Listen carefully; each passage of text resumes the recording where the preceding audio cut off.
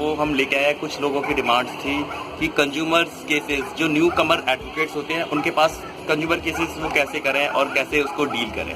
तो consumer cases की purview में सबसे पहले तो क्या चीज़ आती है ये जानना पड़ेगा, यानी किस चीज़ पर हम कंज्यूमर केस कर सकते हैं। तो consumer case basically who is the consumer, ये एक बेसिक इंपॉर्टेंट चीज़ है। तो 1986 में कंज्यूमर प्रोटेक्शन एक्ट इंट्रोड्यूस हुआ था।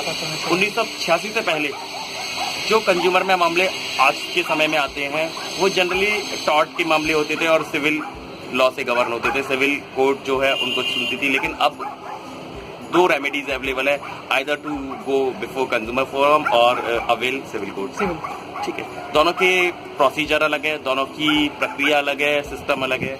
हालांकि कंज्यूमर जो फोरम है जिस उद्देश्य के लिए बना था पूरी तरह से उस उद्देश्य में वो कामयाब तो नहीं हो सकता है, क्योंकि इसका जो एम था वो था कंज्यूमर को इंस्टेंट फास्ट रिलीफ प्रोवाइड करना। लेकिन देखा जा रहा है वो एक तो ये भी सिविल कोर्ट का प्रोसीजर अडॉप्ट कर लिया है, मुकदमा को डिस्पोजल में काफ़ी लंबा टाइम लगता है। और एक जो रिलीफ जो इसका फोकस होना चाहिए था वो कंज्यूमर ओरिएंटेड होना चाहिए था, लेकिन कंज्यूमर ओरिएंटेड ना होने नहीं भी है, और वो मेनली जो है वो एक तरह से कंपनी या सर्विस जो है उसको ओरिएंटेड है। तो बेसिकली सबसे पहले हम बताना चाहते हैं कि कंज्यूमर होता कौन है। तो कंज्यूमर फर्स्ट ऑफ ऑल, अगर मैं एक दुकान पर जाता हूँ, फ्रिज खरीदता हूँ, मैं एक दुकान पर जाता हूँ, वॉशिंग मशीन खरीदता हूँ, कोई भी प्रोडक्ट खरीदता हूँ और उस प्रोडक्ट में कोई कमी निकलती है, तो उस कमी के लिए, लैक ऑफ सर्विस के लिए हम कंज्यूमर का जो मुकदमा है वो फाइल कर सकते हैं। सेकेंडली, लेकिन मैं एक ऊपर कर सकते हैं मैन्युफैक्चरर के ऊपर और जो डीलर है उसके ऊपर, बिल्कुल। ठीक है। सेकेंडली, अगर मैं एक मैन्युफैक्चरर हूँ और आप एक डीलर हैं, और मैं या फिर आप मैन्युफैक्चरर मैं डीलर हूँ, मैं आपसे 100 फ्रिज खरीदता हूँ बेचने के लिए, तो क्या मैं कंज्यूमर फोरम को अडॉप्ट कर सकता हूँ? तो इसका आंसर है नो, मैं कंज्यूमर नहीं हूँ। वहाँ मैं कंज्यूमर नहीं हूँ, क्योंकि मैंने जो फ्रिज या जो वॉशिंग मशीन जो परचेज की वो की फॉर द कमर्शियल पर्पज। तो अगर कोई भी प्रोडक्ट परचेज करता है फॉर द कमर्शियल पर्पज, तो ही इज नॉट कंज्यूमर, और वो कंज्यूमर फोरम में नहीं आ सकता। मींस मैं इंडिविजुअल खरीदूं फ्रिज, तो मैं कंज्यूमर हूंगा, लेकिन मैं कमर्शियल यूज के लिए खरीदूं। हालांकि इसका भी प्रोवाइजो है कि अगर वो उसका ओनली सोर्स ऑफ लिवलीहुड है तो वो वहां पर कंज्यूमर में जा सकता है। इसके बेस पर कई सारी सुप्रीम कोर्ट की और नेशनल कंज्यूमर फोरम की रूलिंग्स हैं, तो उनका हम हवाला देख सकते हैं। सेकंड जो चीज आती है इसमें गुड्स के अलावा, वो है सर्विस पर भी कंज्यूमर, यानी अगर लैक ऑफ सर्विस होगी तो वहाँ भी कंज्यूमर केस, हॉस्पिटल, कॉलेज, बिल्कुल, इवन हम भी शामिल हैं। हाँ, यानी एडवोकेट्स भी शामिल हैं। अगर कोई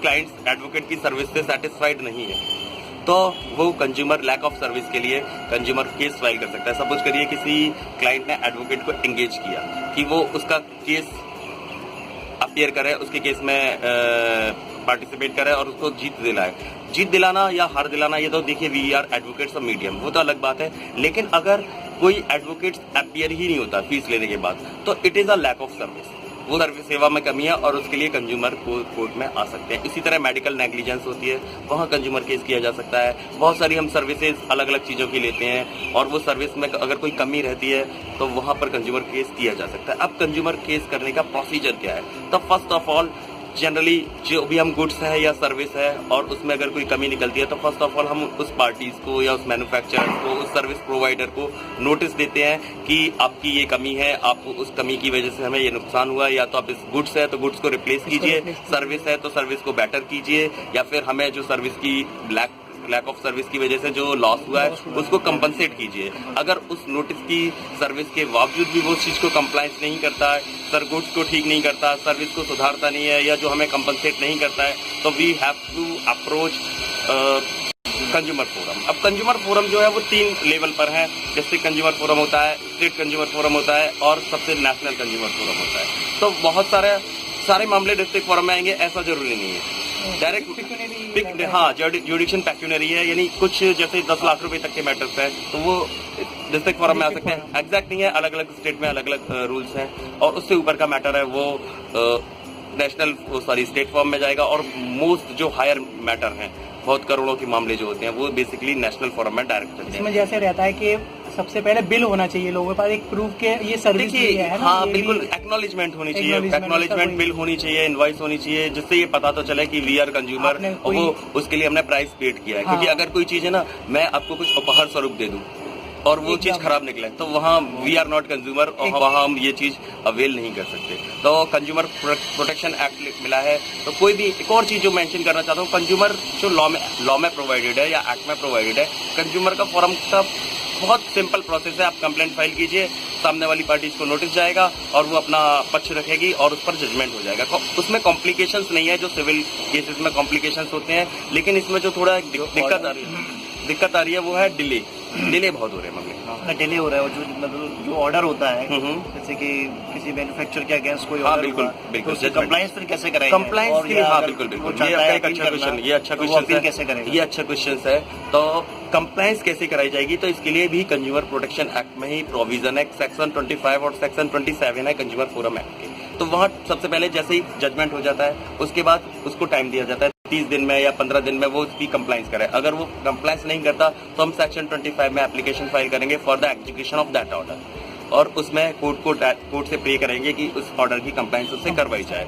इसके बावजूद भी वो नहीं करता तो 27 की एप्लीकेशन देंगे। 27 में पीनल प्रोविजन है, दंडात्मक प्रोविजन है, तो वहाँ वो कंप्लायंस नहीं करता, उसके फलस्वरूप उस पर दंड भी आरोपित किया जा सकता है। ठीक है। सेकेंडली आपने क्वेश्चन करा अपील कैसे होगी। अगर डिस्ट्रिक्ट फोरम का जजमेंट है, अगर हमसे उससे ग्रीवियंस है कोई, तो हम स्टेट फोरम में अपील कर सकते हैं। स्टेट फोरम का जजमेंट है तो उसके अगेंस्ट हम नेशनल फोरम में कर सकते हैं। आज के लिए केवल इतना ही। बाकी वीडियोस में और टॉपिक, नए टॉपिक के साथ फिर आएंगे। नमस्कार।